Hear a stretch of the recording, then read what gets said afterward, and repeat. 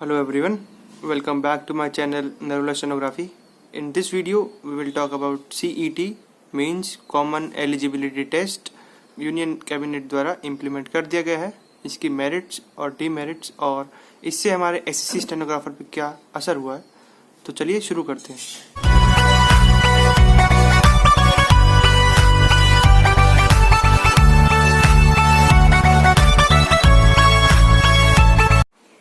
कल आपने न्यूज़ में दो हाईलाइटेड वर्ड सुने होंगे, NRA और CET। NRA means national recruitment agency and CET means common eligibility test. तो कॉमन एलिजिबिलिटी टेस्ट का मेन मोटिव ये है कि SSC, बैंकिंग और रेलवेज, इन तीनों एजेंसीज जो हमारी हैं, जो एग्ज़ाम कंडक्ट कराती हैं, जो अपॉइंटमेंट करती हैं, रिक्रूटमेंट करती हैं, इनके जो एग्ज़ाम्स हैं, प्रीलिम्स एग्ज़ाम, उनका एक एग्जाम कर दिया जाए। आप इसको एक एंट्रेंस टेस्ट भी बोल सकते हैं, common entrance test, CET common eligibility test. तो इनका एक एग्जाम हो सिर्फ। तो अगर कोई एग्जाम 12th के बेसिस पे SSC, बैंक या रेलवे में निकल रहा है, तो आपको उनके लिए अलग अलग एग्जाम देने की जरूरत नहीं है, उनके लिए एक एग्जाम होगा, कॉमन एंट्रेंस टेस्ट। अगर कोई 10th के बेसिस पे फॉर्म निकले हैं SSC में, बैंक में, रेलवे में, तो आपको उसके लिए भी अलग फॉर्म भरने की जरूरत नहीं है। ग्रेजुएशन के लिए भी ऐसा ही प्रोसेस है। तो मीन्स क्या है इसमें हमारा कि 10th के बेसिस पे जो भी एग्जाम्स हैं, 12th के बेसिस पे जो भी एग्जाम्स हैं और ग्रेजुएशन के बेसिस पे जो भी एग्जाम्स हैं, सबको कंबाइंड कर दिया है। मतलब 10th के अलग, 12th के अलग और ग्रेजुएशन के अलग, तीनों को अलग अलग कंबाइंड कर दिया है और उनके लिए एक कॉमन एंट्रेंस टेस्ट। तो आपको इससे क्या फ़ायदा है? आपको फ़ायदा है कि आपको अलग अलग एग्जाम्स भरने की जरूरत नहीं है। अगर SSC में कोई स्टेनोग्राफर की पोस्ट निकलती है तो आपको वो भरने की जरूरत नहीं है। बस अगर आपने कॉमन एंट्रेंस टेस्ट क्लियर किया हुआ है और उसी टाइम पे अगर आपकी रेलवे में भी स्टेनोग्राफर की पोस्ट निकलती है तो आपको उसका भी प्री देने की जरूरत नहीं है। बस अगर आपने CET क्लियर कर लिया तो आप सीधा स्किल टेस्ट देने के लिए क्वालिफाइड है। आपको कोई भी एग्जाम, प्रीलिम्स एग्जाम नहीं देना है। और अगर आपने एक बार CET को क्वालिफाई कर लिया तो आप 3 साल तक किसी भी एग्जाम का मेंस दे सकते हैं।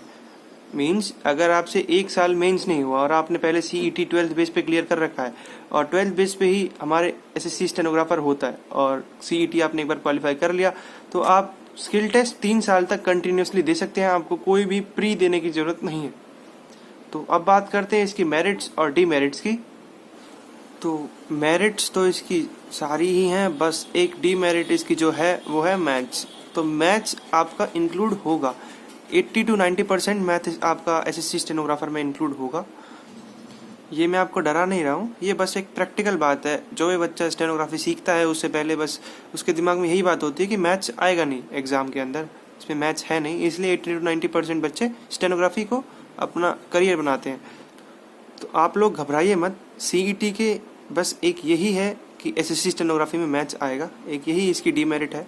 बाकी इसकी सारी मेरिट्स हैं, मैं आपको गिनवा देता हूँ। सबसे पहला मेरिट इसकी ये होगी कि कंपटीशन, SSC स्टेनोग्राफर में कंपटीशन बिल्कुल कम हो जाएगा, क्योंकि अगर इसमें मैथ्स आएगा तो हर बच्चा यही सोचेगा कि मैं पहले स्किल टेस्ट की भी तैयारी करूँ, फिर मैथ्स भी पढूँ, इससे अच्छा तो मैं CHSL कर लूँ, CGL कर लूँ, या फिर और भी इतने सारे दिल्ली पुलिस कर लूँ। तो हर बच्चा यही सोचेगा कि मैं और कुछ क्यों ना करूँ, मैं SSC स्टेनोग्राफर ही क्यों करूँ। और इसका सेकंड जो हमारा दूसरा फ़ायदा है वो ये है कि अभी ये बस SSC में आया है, आपके पास और भी बहुत सारे चांसेस हैं। Delhi high court, Rajasthan high court, जितने भी हाई कोर्ट्स हैं, अभी कोई भी इसमें इंक्लूड नहीं हुआ है। तो आपको अपनी स्किल्स और अपने एग्ज़ाम पे फोकस रखना है। इसका तीसरा फ़ायदा ये है कि आपके पास ऑप्शंस बढ़ जाएंगे एग्ज़ाम्स देने के। अगर आपने 12th के बेसिस पे एक बार CET को क्लियर कर लिया तो फिर आप स्टेनोग्राफर भी दे सकते हैं, CHSL भी दे सकते हैं, दिल्ली पुलिस भी दे सकते हैं। तो आपके लिए तो और भी बहुत सारी लाइनें खुल चुकी हैं। इसका चौथा फ़ायदा ये है कि आप 3 साल तक सीधा स्किल टेस्ट दे पाएंगे। अगर आपने एक बार CET को क्लियर कर लिया तो आपने एक बार CET को क्लियर करा और आप अगले साल स्किल टेस्ट में क्लियर नहीं हो पाए तो आप दूसरे साल स्किल टेस्ट को क्लियर कर लीजिए, तीसरे साल कर लीजिए। अगर दूसरे साल नहीं हुआ तो आपके पास 3 मौके मिल रहे हैं। अगर आपके पास एक मैथ जुड़ रहा है तो आपको 3 मौके और भी तो मिल रहे हैं, आप ये भी तो देखिए।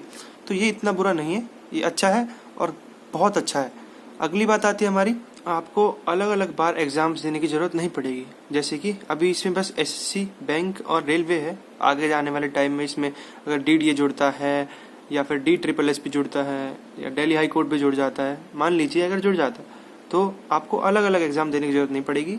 आपको बस एक CET देना है और स्किल टेस्ट देना है, फिर उसके बाद स्किल टेस्ट फिर आप किसी भी एग्ज़ाम का दे सकते हैं, तो आपके लिए बहुत बड़ा फ़ायदा है। कुछ बच्चे बोल रहे थे कि सर इसमें तो अभी टाइम है 2021 में होगा, कितना टाइम बचा है? बस 4 महीने बचे हैं इसके अंदर, 4 या 5 महीने मुश्किल से। तो ये अब इम्प्लीमेंट हो चुका है, 2021 से ये काम में आ जाएगा अपने। तो आप सब बस जिन्होंने एसएससी स्टेनोग्राफर 2019 वाला फॉर्म भरा हुआ है, वो सब अच्छे से अपने एग्ज़ाम की तैयारी करिए। आपके एग्ज़ाम पे कोई भी असर नहीं आएगा इस पर। और 2020 के जो एसएससी स्टेनोग्राफर के फॉर्म्स निकलने थे, क्या पता उनमें देरी हो जाए, लेकिन अगर वो पहले आ जाते हैं 2021 से, तो उनका भी इस जो कंसेप्ट आया ये हमारा नया, उससे कोई भी लेना देना नहीं होगा। तो बस आप अपनी तैयारी करिए। All the best.